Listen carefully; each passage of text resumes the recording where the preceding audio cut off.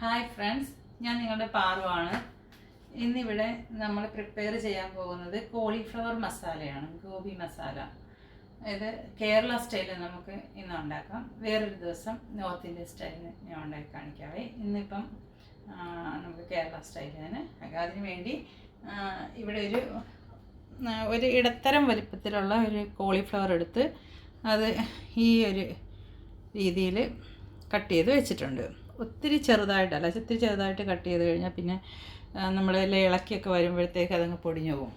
അപ്പം ഇതിന് വേണമെങ്കിൽ ഇത് നമ്മൾ എണ്ണയിൽ വറുത്തിട്ട് അങ്ങനെ ചെയ്യുന്നവരുമുണ്ട്. ഇപ്പം എല്ലാവർക്കും കൊളസ്ട്രോളൊക്കെ ആയതുകൊണ്ട് നമുക്ക് എണ്ണയിൽ വറുത്തെടുക്കുന്ന അങ്ങനെ ചെയ്യേണ്ട. നമുക്ക് ഇങ്ങനെ ചെയ്താലും നല്ല ടേസ്റ്റിയാണ്. അപ്പം നമുക്ക് വറക്കാതെ തന്നെ ചെയ്യാം. ഇവിടെ ഞാൻ ഇതിനായിട്ട് 6 സവാള എടുത്തിട്ടുണ്ട്. ഈ 6 സവാള നമുക്ക് ചോപ്പറിലിട്ടൊന്ന് ചോപ്പ് ചെയ്തെടുക്കാം. അപ്പോൾ എന്നിട്ട് വഴറ്റി ഞാനിത് ചോപ്പ് ചെയ്തിട്ട് വരാവേ. ഇത് നമ്മൾ ചോപ്പ് ചെയ്തെടുത്തിട്ടുണ്ട്.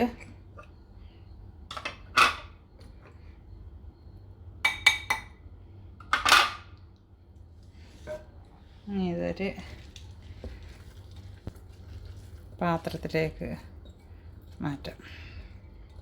ഇതിങ്ങനെ ഇട്ടിട്ടുണ്ട്. ഇത് അരിഞ്ഞെടുക്കാൻ ഇഷ്ടമുള്ളവർക്ക് ഇത് നീളത്തിൽ അരിഞ്ഞെടുക്കുമോ അല്ലെങ്കിൽ സ്ക്വയറായിട്ട് കട്ട് ചെയ്തെടുക്കുമോ എന്താണെന്ന് ചെയ്യാമേ. ഇപ്പം നമുക്ക് സമയമില്ല എങ്കിൽ പെട്ടെന്ന് ഇങ്ങനെ ചോപ്പറിലിട്ട് ചോപ്പ് ചെയ്തെടുക്കാമെന്നുണ്ട്. ഞാനിപ്പോൾ ഇവിടെ ചോപ്പ് ചെയ്താണ് എടുത്തത്, സമയമില്ലാത്തതുകൊണ്ട്. നമുക്കിനി ഇത് കുക്ക് ചെയ്യാൻ തുടങ്ങാം. അതിനായിട്ട് ആദ്യം ഒരു കടായി അടുപ്പത്ത് വെച്ച്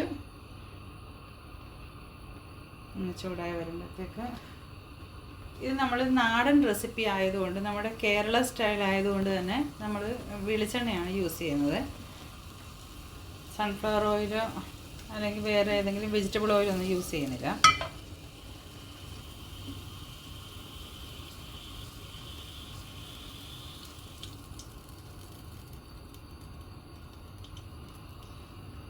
കുറച്ച് ഓയിൽ ഒഴിച്ചു കൊടുത്താൽ ചൂടായപ്പോഴത്തേക്ക് ഇഞ്ചി, വെളുത്തുള്ളിയും പെരിഞ്ചീരകവും കൂടെ ഒന്ന് ചതച്ച് വാരിയതാണിത്.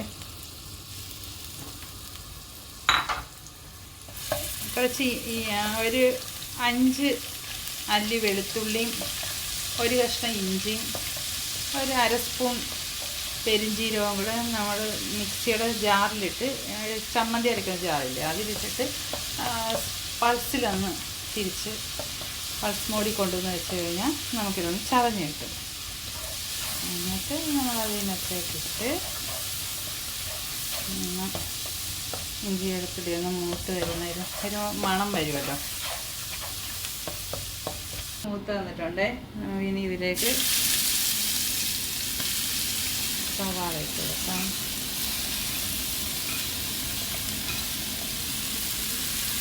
ഇഞ്ചി വെളുത്തുള്ളി മൂത്ത് നല്ല മണം വരുന്നുണ്ട്. അതിലേക്ക് നമ്മൾ സവാള ഇട്ട് ഇനി ഈ സവാള നല്ലോണം വഴണ്ടി വരണം. ഇത്തിരി ഫ്ലെയിം കൂട്ടി വെക്കാം.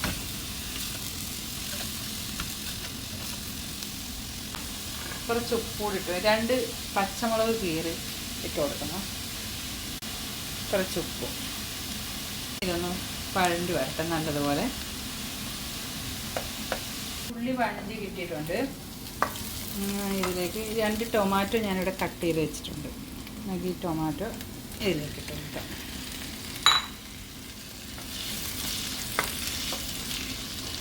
ഉള്ളി നല്ല ബ്രൗൺ കളർ തന്നെ ആവണം കേട്ടോ, ഇല്ലെങ്കിൽ ടേസ്റ്റ് കുറയും. എപ്പോഴും ആ വഴണ്ടി കിട്ടുന്നതിലൊക്കെയാണ് അതിൻ്റെ ടേസ്റ്റ്. ഇനി ഇതൊന്ന് വെന്ത് വരട്ടെ. ടൊമാറ്റോ ഇതിനകത്ത് കിടന്നൊന്ന് വേവട്ടെ.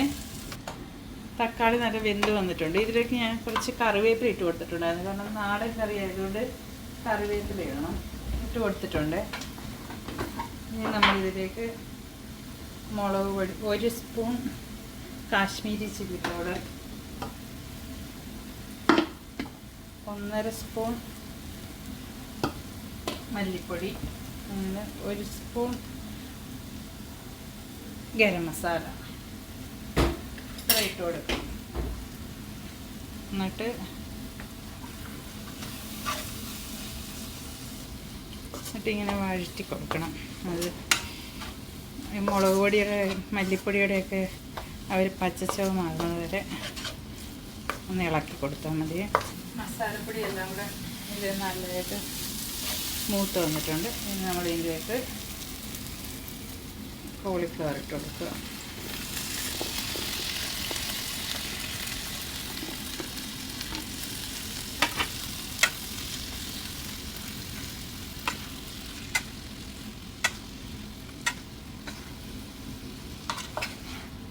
എല്ലാം പിടിക്കത്തക്ക രീതിയിൽ അങ്ങോട്ട് ഇളക്കി അങ്ങോട്ട് കൊടുക്കുക. ഇനി ഇതിലേക്ക് ചൂടുവെള്ളം ഒഴിച്ചു കൊടുക്കണം.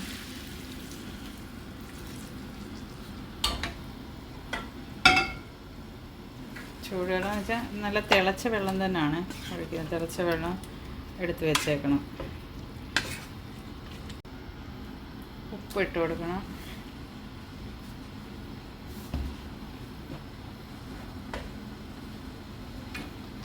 ഇനി ഇതൊന്ന് വെന്ത് വരട്ടെ.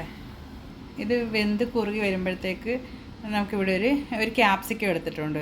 ഇത് കട്ട് ചെയ്ത് ഇതിൻ്റെ അരി കളഞ്ഞിട്ട് കട്ട് ചെയ്ത് നമുക്ക് ഇതിൻ്റെ മുകളിൽ ഇട്ട് കൊടുക്കുക. ഇത് വെന്ത് കഴിഞ്ഞ് നല്ല പെരണ്ട് വരുന്ന ആ ഒരു കൺസിസ്റ്റൻസിയിൽ എത്തി കഴിയുമ്പം നമുക്കിത് ഒന്ന് വെന്ത് വരുന്നിടം വരെ വെയിറ്റ് ചെയ്യാം.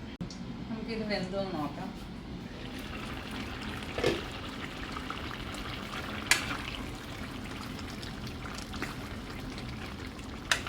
ഇത് നല്ലതായിട്ട് വെന്ത് കുറുകി നല്ല തിക്ക് ഗ്രേവി ആയിട്ട് കിട്ടിയിട്ടുണ്ട്. ഇനി ഇത് നമുക്ക് ഓഫ് ചെയ്തിടാം. ഉപ്പൊന്ന് നോക്കാം നമുക്ക്.